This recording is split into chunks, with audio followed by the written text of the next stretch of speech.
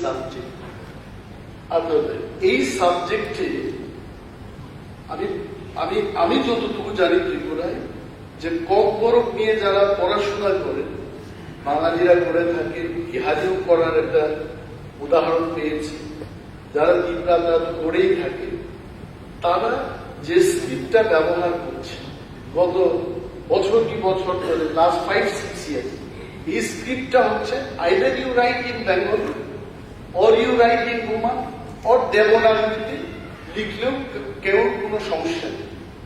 হঠাৎ করে দেখা গেল যে উচ্চ মাধ্যমিকের যে পরীক্ষাটার দিনে ইনভিজিলেটর বা ভেনিউ সুপারভাইজার সেখানে গিয়ে বলেছে যে বাংলা হরফ ছাড়া দেবনাগরী বা ইংরেজিতে বা রোমান হরফে যারা লিখবে তাদের কিন্তু পরীক্ষার খাতা দেখা হবে না।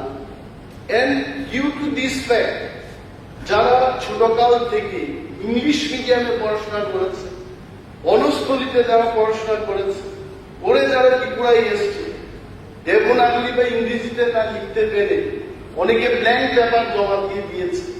তো এখন সেই ছাত্রছাত্রীদের জন্য কি হবে? মাননীয় মুখ্যমন্ত্রীর কাছে আমি অনুরোধটা রেখে যাব, 28 তারিখ উনি জবাব দেবেন, কিন্তু এই ছাত্রছাত্রীদের জন্য যেন পুনরায় পরীক্ষার ব্যবস্থা হয়, তাদের যে চয়েসটা, যে স্ক্রিপ্টটা, সেই স্ক্রিপ্টে যেন হয় তার ব্যবস্থাটুকু। এবং for your information sir, in Tripura University also in the colleges there is no problem of script. যারা বাংলায় লিখছেন আর লিখছে, রোমানে যারা লিখছে, so they have no problem. কিন্তু হঠাৎ করে এই যে ঘটনাটা হলো, why it has happened, আমি জানি এই হাউসের মধ্যে এই স্ক্রিপ্টের ব্যাপার দিয়ে মাননীয় তৎকালীন বিরোধী দলনেতা, আজকে যিনি মাননীয় মন্ত্রী, উনিও সরব ছিলেন আমাদের সাথে যে বাংলার পাশাপাশি যদি রোমান স্ক্রিপ্টে কেউ লিখতে চায় তা আপত্তি কোথায়।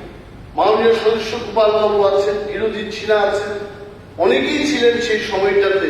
এবং হঠাৎ করে এই ঘটনায় অনেক ছাত্রছাত্রীর ভবিষ্যৎ নষ্ট হয়ে যাবে। আমি মাননীয় মুখ্যমন্ত্রীর কাছে জানাবো, ঘটনার যেন সঠিক তদন্ত হয় এবং দোষীদের যেন সাসপেনশন করা হয় এবং পুনরায় পরীক্ষার ব্যবস্থা গ্রহণের জন্য উনি উদ্যোগ গ্রহণ করেন। Thank you sir.